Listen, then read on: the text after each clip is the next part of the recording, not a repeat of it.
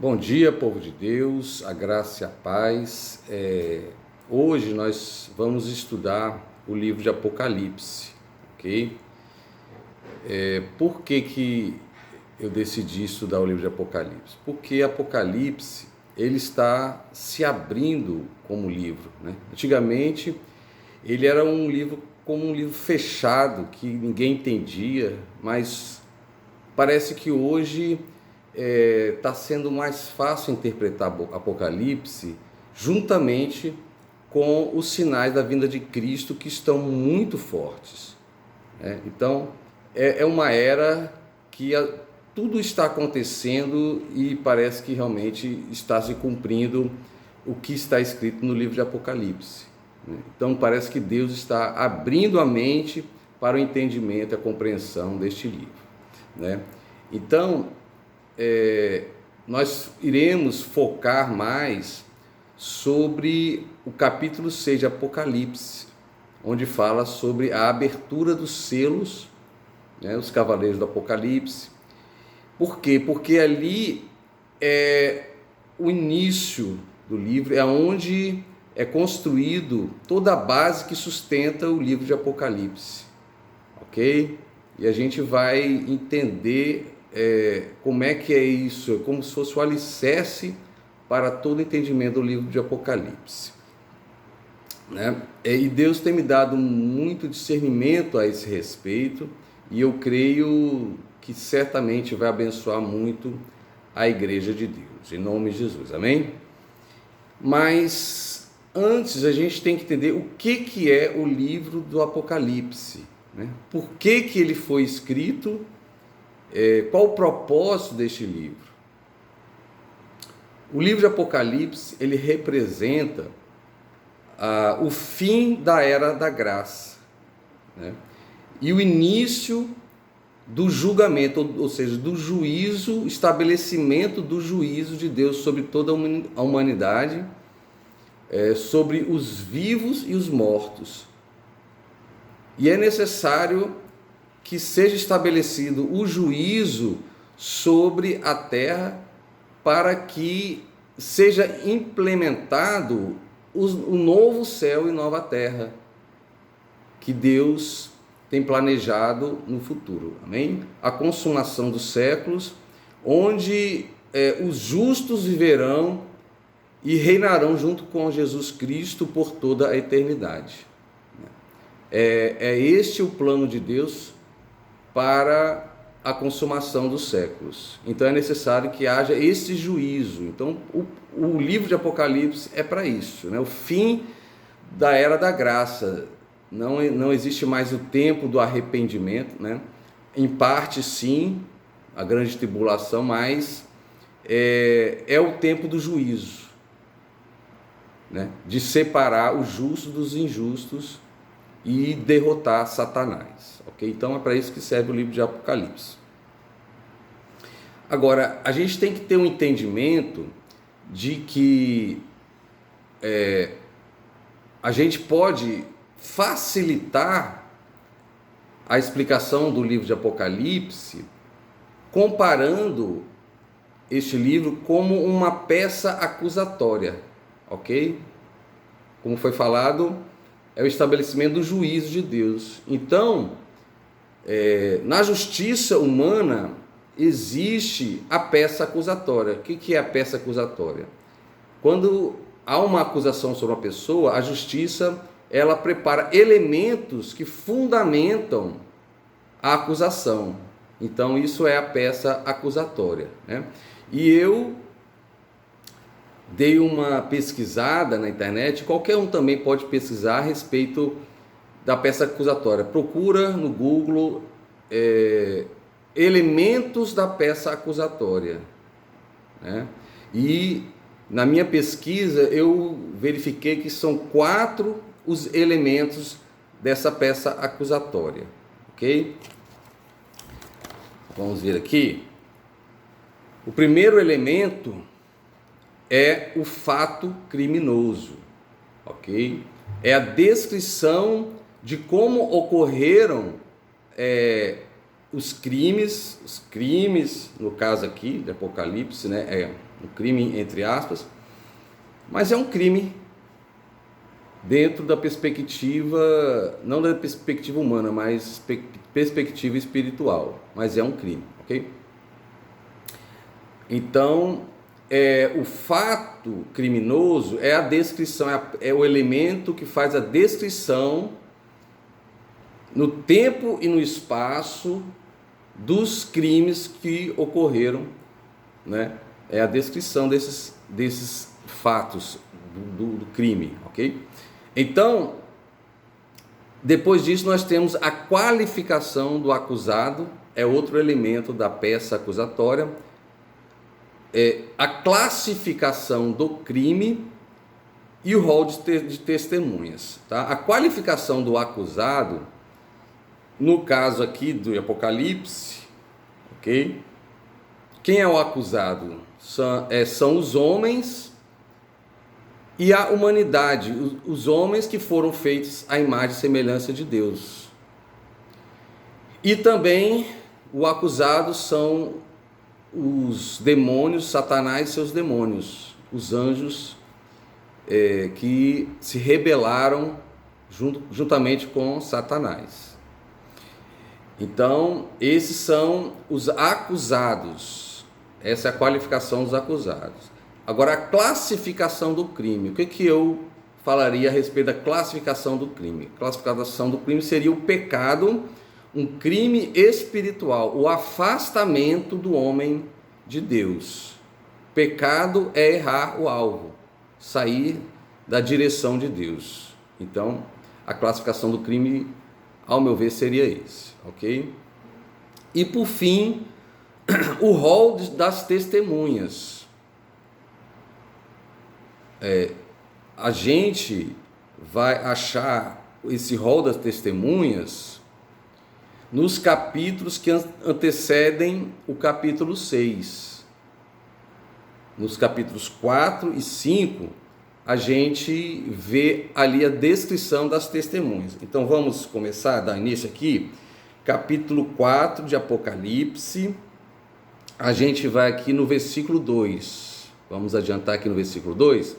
Diz assim: e logo fui arrebatado em espírito, João falando, né, do que aconteceu com ele. Ele foi arrebatado em espírito, e eis que um trono estava posto no céu, e um assentado sobre o trono. Quem é esse que está assentado sobre o trono? É o Pai, hein?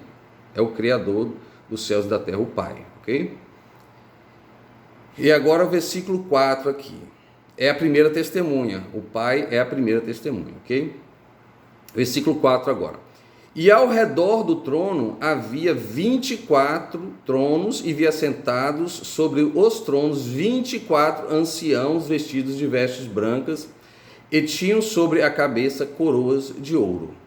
Então, a segunda testemunha são os 24 anciãos. Tá certo? Agora no versículo número 6. E havia diante do trono um como mar de vidro, semelhante ao cristal, e no meio do trono e ao redor do trono 4 animais cheios de olhos por diante e por detrás. Então, esses são os animais, a terceira testemunha. Ok? Então, aqui a gente vai vendo o quarto elemento, né, que eu falei, o rol das testemunhas sendo apresentados aqui. E a gente vê aqui no versículo 9 do capítulo 4, diz assim: e quando os animais davam glória e honra e ações de graça ao que estava sentado sobre o trono, ao que vive para todo sempre, e os 24 anciãos prostravam-se diante do que estava sentado sobre o trono, adoravam o que vive para todo sempre, e lançavam as suas coroas diante do trono, dizendo: digno és, Senhor, de receber glória, honra e poder, porque tu criaste todas as coisas, e por tua vontade são e foram criadas. Então aqui a gente vê perfeitamente que elas são testemunhas, elas estão aqui testemunhando que o Cordeiro é digno de exercer o juízo sobre a terra, ok? Tá, claramente a gente vê isso. Então essas são as testemunhas, E no capítulo 5, a gente vai ver aqui a entrada do Cordeiro, ok? Que está aqui, começa no versículo 6, né? O Cordeiro, ou seja, Jesus, ele entra aí dentro dessa descrição. Ele não é a testemunha, ele é quem vai exercer o juízo, ele vai ser o juiz, ok? Aqui no capítulo 6, e olhei, e eis que estava no meio do trono e dos 4 animais viventes, entre os anciãos, um cordeiro como havendo sido morto, e tinha 7 pontas, 7 olhos, que são os 7 Espíritos de Deus enviados a toda a terra. E veio e tomou o livro da destra do que estava sentado no trono. Okay? Então ele toma o livro das mãos do Pai para exercer o juízo sobre a terra. Então vamos aqui dar uma pular para a gente ver a quarta testemunha, né? Na verdade não é uma, mas aqui no versículo 11 a gente vê, aqui está escrito: e olhei e ouvi a voz de muitos anjos, ou seja, a quarta testemunha, os anjos, ao redor do trono e dos animais dos anciãos, e era o número deles milhões de milhões e milhares de milhares, que com grande voz diziam: digno é o Cordeiro que foi morto de receber o poder, riqueza, sabedoria, força e honra e glória e ações de graças. Então a gente vê essas testemunhas, elas a toda hora aqui no capítulo 4 e 5, falando que o Cordeiro é digno de exercer o juízo. Então elas são as testemunhas, né? Isso está bem claro, tá certo? Então, agora nós vamos pular para o capítulo 6, que, como eu falei, é o capítulo que descreve o fato criminoso, tá certo? Aqui no capítulo 6 fala sobre a abertura dos selos. Há muitas interpretações a respeito da abertura dos selos, né? Uma delas é que a partir da abertura dos selos, cada selo que é aberto representa uma fase da Igreja de Cristo, desde a morte de Cristo até hoje, né? Cada abertura de selo representa uma fase da Igreja de Cristo. Essa é uma das interpretações que eu tenho pesquisado.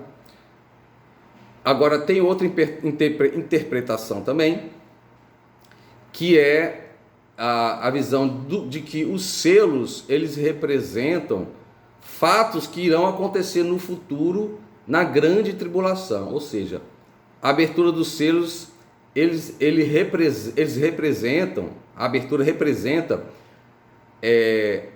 o início da grande tribulação que virá, no futuro, ok? Mas aqui nós vamos apresentar uma interpretação diferente, ok? Essa interpretação, ela nos remete lá para o livro de Daniel, capítulo 2, onde Daniel interpreta o sonho de Nabucodonosor, ok? Em que Nabucodonosor, ele tem um sonho com uma estátua que tinha a cabeça de ouro, tinha o peitoral de prata, né? E a parte das virilhas era de bronze, as pernas de ferro e os pés ferro misturado com barro. Então, Daniel vai interpretar este sonho. Então vamos lá para Daniel capítulo 2, né?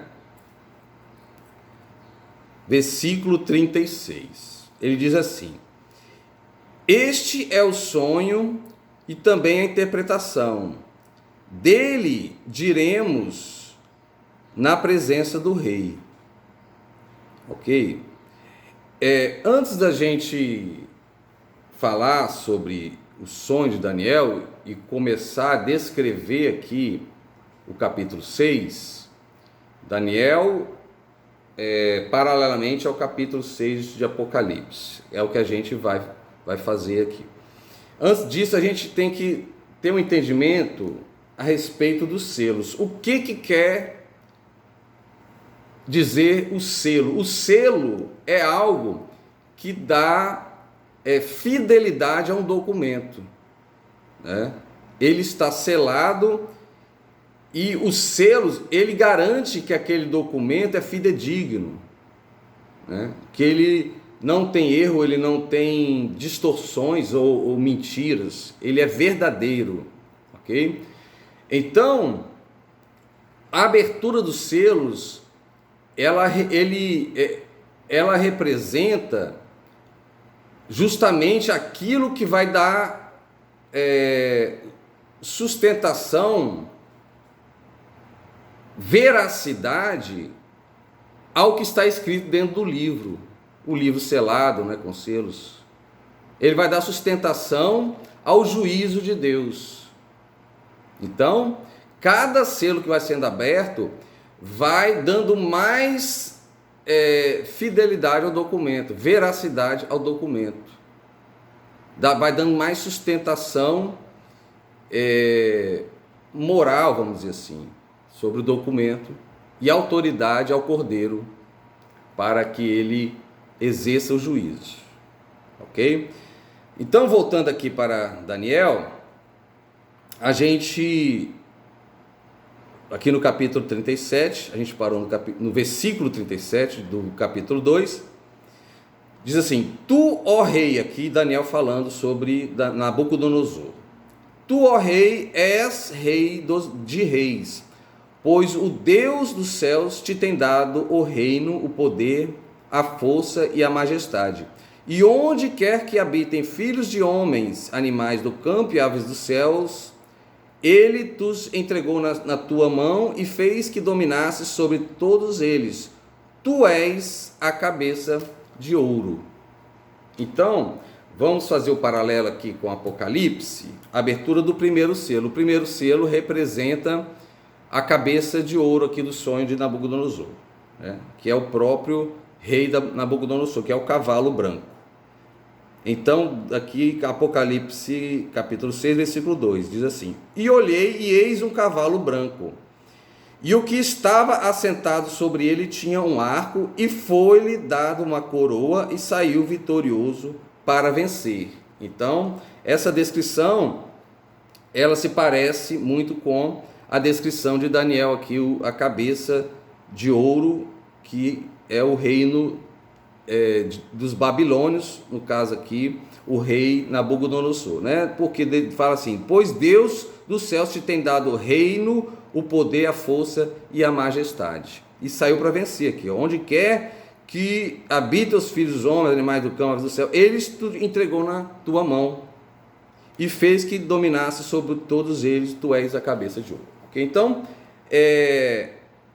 está muito claro que as duas descrições, elas se parecem muito, ok? Agora, o segundo selo, que é o cavalo, o segundo selo que representa o cavalo vermelho, ok? Vamos aqui em Daniel, porque Daniel não tem a descrição sobre esse acontecimento, não tem uma descrição, é muito simples. Veja aqui, ó, versículo 39, diz assim: e depois de ti se levantará outro reino inferior ao teu. Somente, aqui em Daniel só fala isso, o reino que virá depois de Nabucodonosor, ou seja, o reino da Babilônia, o império babilônico, será um reino inferior ao reino da Babilônia. Mas a gente sabe, pelos entendidos, e isso é um consenso, eu creio, né, não tenho visto divergência sobre essa visão, de que a descrição de Daniel se refere à cabeça como o reino da Babilônia, Aqui o peitoral de prata representa os Medo-Persas, Império Medo-Persa. A região das virilhas ali, que é de bronze, representa o reino da Grécia, e as pernas de ferro representam Roma. E isso, eu tenho visto e pesquisado, parece ser um consenso, né, entre os entendidos. Então, aqui está falando aqui que este reino, em Daniel está falando que o reino após a Babilônia será um reino inferior. E a gente vai entender mais sobre isso. Mas aqui não tem muita descrição sobre isso. Mas em Apocalipse a descrição é melhor, né? Aqui no capítulo 6, versículo 3 de Apocalipse, fala sobre a abertura desse segundo selo, que representaria aí o reino Medo-Persas, ok? E havendo aberto o segundo selo, ouvi o segundo animal dizendo: vem ver. E saiu outro cavalo vermelho. Ao que estava sentado sobre ele, foi dado que tirasse a paz da terra e que se matasse uns aos outros, e foi-lhe dado uma grande espada. Aqui está se referindo então ao reino, ou melhor, ao Império Medo-Persas. A gente, pelos estudos, sabe que esse reino Medo-Persa, ele foi um reino terrível, né? Ele, inclusive, para ser conquistado pelos gregos, teve muito trabalho, né? Tem até aquele filme, né, Os 300, houve muita morte para conquistar esse reino, e muitas lutas. Foram várias lutas para conseguir destruir o reino Medo-Persa, implantar a Grécia. E mesmo assim, depois da Grécia, ainda esse reino ele estava junto ali com a Grécia, né? Ele não foi destruído completamente. A Grécia conviveu um pouco com o reino persa, ok? Então, nós já terminamos aqui a descrição do segundo selo. Então vamos agora para o terceiro selo, que representa em Daniel aqui a parte da estátua que era de bronze, ok? Então aqui em Daniel é o terceiro reino, né? Que está descrito aqui, o terceiro reino de metal, no caso de bronze, o qual terá domínio sobre toda a terra. Só isso que fala aqui em Daniel: terá domínio sobre toda a terra. Esse é o reino grego. E a gente sabe que Alexandre o Grande, ele teve grandes conquistas. Ele foi até o Oriente, conquistou ali nações, até mesmo além de Israel, né, e da Europa. Ele conquistou ali muitos reinos. Alexandre o Grande foi um grande conquistador. E é o que está, então, bate com o que está dizendo aqui: o qual terá domínio sobre toda a terra. Aqui em Daniel é só isso que está falando a respeito desse império grego, ok?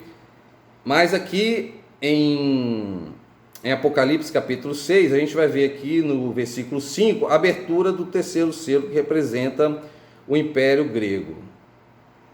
E havendo aberto o terceiro selo, ouvi o terceiro animal dizendo: vem ver. E olhei, e eis um cavalo preto, e o que sobre ele estava assentado tinha uma balança na mão.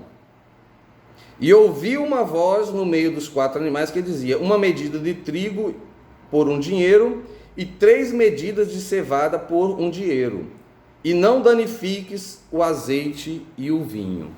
Ok? Essa interpretação aqui, essa descrição do terceiro selo, ela é muito interpretada como sendo um período de fome. Por quê? Porque está falando aqui que uma medida de trigo por um dinheiro e 3 medidas de cevada por um dinheiro. Okay? Na verdade, tem traduções que falam que é a moeda, é o dracma. Não é dinheiro, é dracma. Um dracma é ele representa um dia de trabalho. E então isso quer dizer que em um dia de trabalho você compraria apenas uma medida de trigo ou 3 medidas de cevada. Ou seja, as coisas estariam muito caras. Então a interpretação que a gente tem visto aí, tem pesquisado, é de que seria uma época de fome. Okay? Mas a nossa interpretação aqui é diferente. A nossa interpretação está baseada no fato de que o reino grego, durante o Império Grego, houve dentro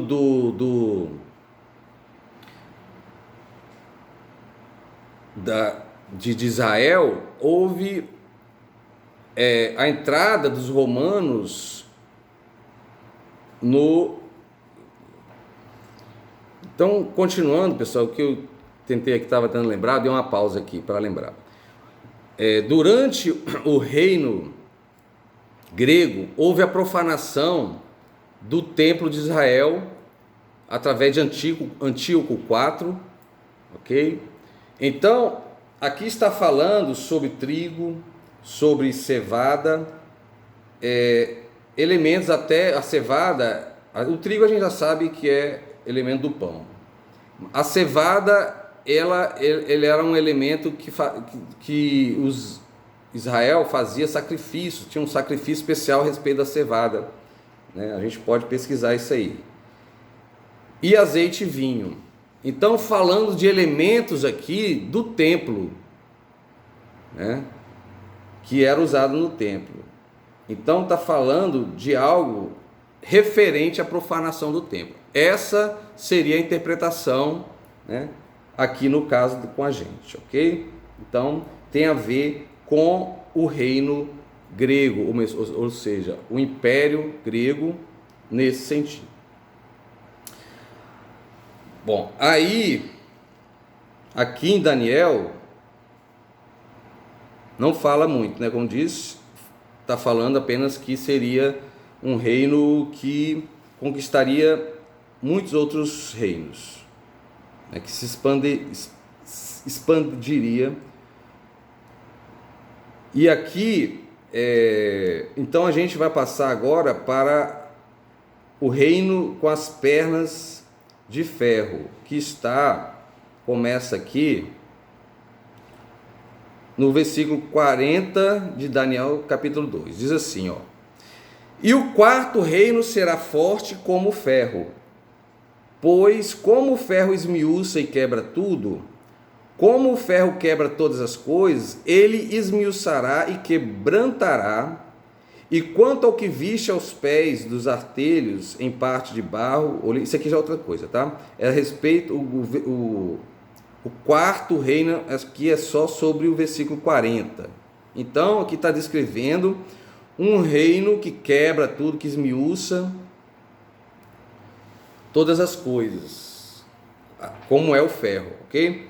Agora, vamos comparar aqui com a descrição em Apocalipse, a descrição da abertura do quarto selo. Diz assim, versículo 8: E olhei, e eis um cavalo amarelo, e o que estava assentado sobre ele tinha por nome Morte, e o inferno o seguia. A gente sabe que Roma foi um reino terrível. E foi-lhe dado poder para matar a quarta parte da terra com espada, com fome, com peste e com as feras da terra. Então a gente sabe que Roma, historicamente, foi um reino que foi sustentado pelo medo, pelo terror, né? Não é à toa que Jesus foi crucificado, ok? E uma coisa interessante aqui é quando ele fala: foi dado poder para matar a quarta parte da terra, com fome, peste e com as feras da terra, né? O povo de Deus, a gente sabe disso, né? E com certeza houveram outras formas de punições com outras pessoas, além do povo de Deus, que eram jogadas às feras, que eram jogadas no meio dos leões, né? Das feras, enfim. Então, ao meu ver, bate muito bem com o reino de Roma, a abertura aqui do quarto selo, tá certo? Em Daniel nós já vimos aqui da descrição, e também bate muito bem com o reino de Roma, e é o que os entendidos eles dizem, o quarto reino de Daniel representa Roma, tá? Agora vamos dar uma olhada aqui, continuando em Daniel, agora capítulo 41, que é os pés, que é misturado, né, com barro e ferro. Vamos aqui, 41, diz assim: e quanto ao que viste dos pés e dos artelhos, em parte de barro, de oleiro, e em parte de ferro, isso será um reino dividido, contudo, haverá nele alguma coisa de firmeza de ferro, pois que viste o ferro misturado com barro de lodo, e como os artelhos eram em parte de ferro e em parte de barro, assim por uma parte o reino será forte e por outra será frágil. E quanto ao que viste do ferro misturado com barro de lodo, misturar-se-ão com semente humana, isso é interessante, mas não se ligarão um ao outro, assim como o ferro se não mistura com barro. Okay? A gente tem que ter um entendimento de que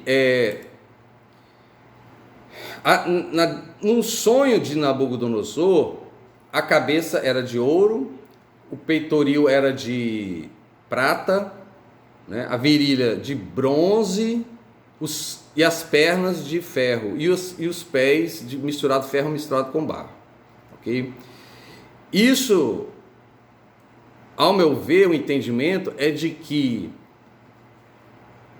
com o passar desses impérios que sucederam uns aos outros, a presença de Deus vai esfarecendo, vai diminuindo, né?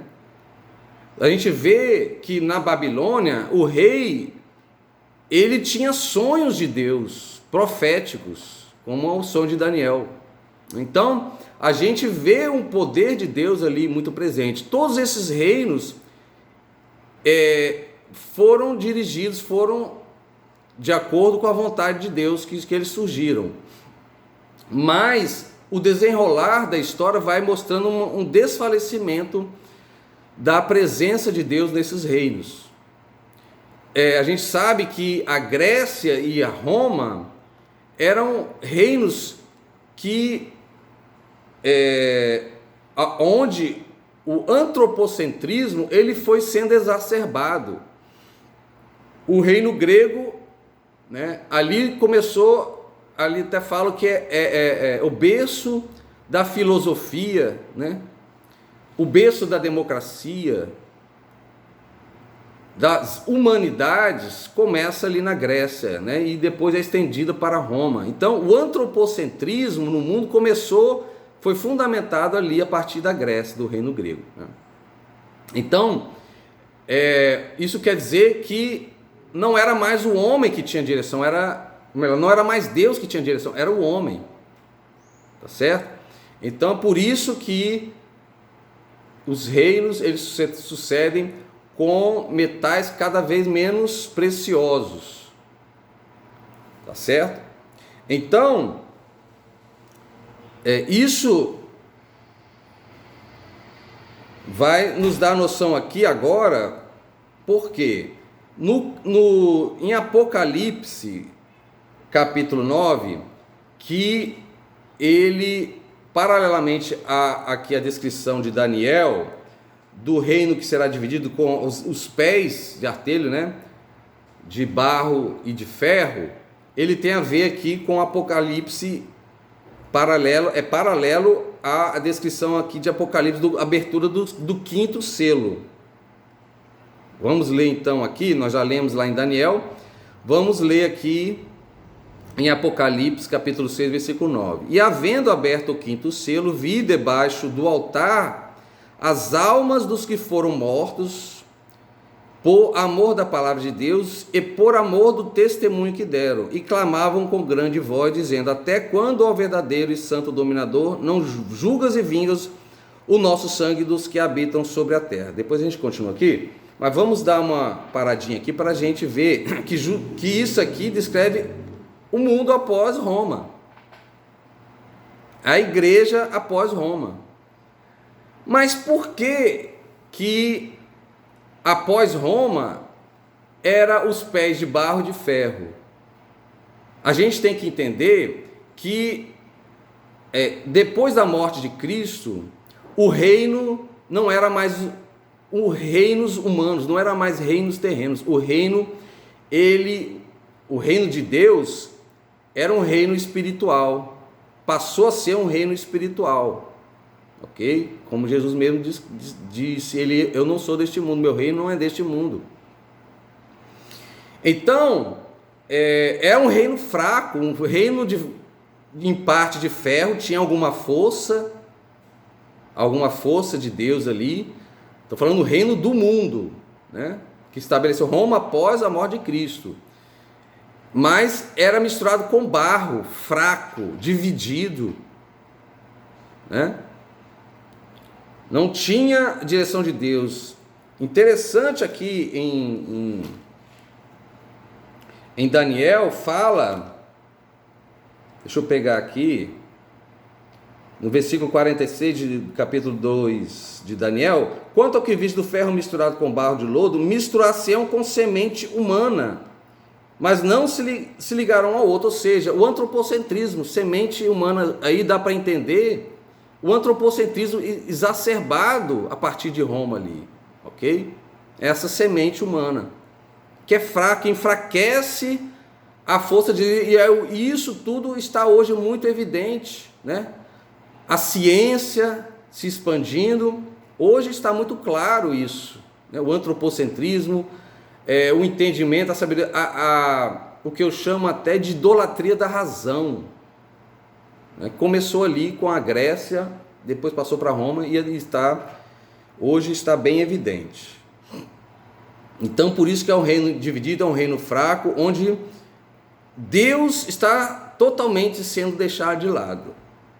Então vamos continuar aqui no Apocalipse, capítulo 6, versículo 11. Diz assim: e cada um foi dada uma comprida veste, aqui está falando dos mártires da primeira igreja, e foi-lhes dito que repousasse ainda um pouco de tempo, até que também se completasse o número de seus conservos e seus irmãos que haviam de ser mortos como eles foram mortos. Aí, né, a igreja primitiva foram mortos, ali eles testemunharam a necessidade de que houvesse o juízo. Então é um selo, é aquilo que traz fidelidade ao documento de Deus, né? Como eu havia falado, o selo representa isso, aquilo que dá fidelidade ao Deus. Aqui o clamor do povo, né, buscando por justiça, representa o selo que nós estamos falando. E aqui repousar sendo um pouco de tempo até que se cumprisse o número dos conservos. Então isso aí são aqueles que haveriam de morrer até hoje, né? Até hoje existem pessoas morrendo pelo reino de Deus, ok? Então essa é a descrição, o paralelismo aqui entre Apocalipse e Daniel a respeito do quinto selo e dos pés de barro e de ferro. Agora, na abertura do sexto selo, o que a gente vai ver aqui? Né? Aqui já, no quinto selo já não é mais cavaleiro, né? Quer dizer, ou seja, cavaleiro representa esses impérios. Já no quinto selo não tem mais cavaleiro. No sexto selo aqui, aí sim, pela nossa interpretação, o sexto selo representa o início da grande tribulação. Porque depois da fase da igreja, que é o quinto selo, dá início aqui à grande tribulação, que seria o sexto selo. Interessante que o sexto 6 representa a imperfeição, né? É interessante olhar também desse lado. Então vamos descrever aqui a abertura do sexto selo. E havendo aberto o sexto selo, eu olhei, e eis que houve um grande tremor de terra, e o sol tornou-se negro como saco de silício, e a lua tornou-se como sangue. Isso aqui é interessante, versículo 13. E as estrelas do céu caíram sobre a terra, como quando a figueira lança de si os seus figos verdes, abalada por um forte vento. Daqui, há uma abertura para se interpretar que essa queda das estrelas do céu são os demônios, e inclusive vai falar no capítulo 12 ou 13, se eu não me engano, ali da mulher que é perseguida pelo dragão, né? Vai falar ali da queda dos anjos e seus demônios, né? E ali está se referindo não especificamente a grande tribulação, ali realmente é sobre a perseguição a Israel, né? Só depois aqui, mas os anjos e os demônios, ele na grande tribulação, a gente sabe que eles vão estar bem fortes na terra, vão estar presentes na terra, né, verdadeiramente. Então eu creio que aqui as estrelas do céu caírem sobre a terra é a forte ação de demoníaca durante a grande tribulação. E o céu se retirou-se, no versículo 14, o céu retirou-se como um livro. Aqui dá para entender que aqui é a saída do reino de Deus da terra. Vai haver o Espírito Santo porque as pessoas precisam se converter, né? Ninguém pode se converter sem a presença do Espírito Santo. Vai haver ainda uma manifestação do Espírito Santo na terra, mas não vai ser tão forte quanto hoje, quando a igreja está presente, né? Não vai ter a mesma manifestação. O céu ele vai realmente se retirar da terra. Essa é uma interpretação, tá ok, gente? Versículo número 15: e os reis da terra, e os grandes, os ricos, os tribunos, poderosos, todo servo e todo livre, se esconderam nas cavernas, nas rochas, nas montanhas. Diziam aos montes, aos rochedos: cai sobre nós, escondei-nos do rosto daquele que está sentado sobre o trono e da ira do Cordeiro, porque é vindo o grande dia da ira, e quem subsistirá? É vindo o grande dia da sua ira, e quem subsistirá? Aqui nós estamos falando sobre a grande tribulação, e no final, no último versículo, está falando da abertura do sétimo selo, que aí sim é o juízo de Deus sendo estabelecido. A vitória representa, o sétimo selo representa a vitória do Cordeiro sobre os demônios, e a preparação do início do reino de Deus, do governo do Cordeiro sobre a terra, que vai ser a abertura do sétimo selo, que vai ser descrito depois. Aqui a gente não vai falar a respeito, senão aqui nós estamos 40 minutos falando, né? Não vamos nos estender mais, mas eu queria só abrir, né, o Apocalipse para a gente ter esse entendimento, né? E depois a gente vai, em outras oportunidades, a gente vai falar mais aqui sobre a abertura do sétimo selo, né? Mas aqui eu já antecipei falando que é a respeito do estabelecimento do reino, da vitória de Cristo sobre os demônios, né? E o estabelecimento do reino de Deus sobre a terra, ok? Então, era isso que eu queria falar por enquanto, e até o próximo vídeo, assim eu creio, e Deus abençoe vocês a todos, em nome de Jesus, amém?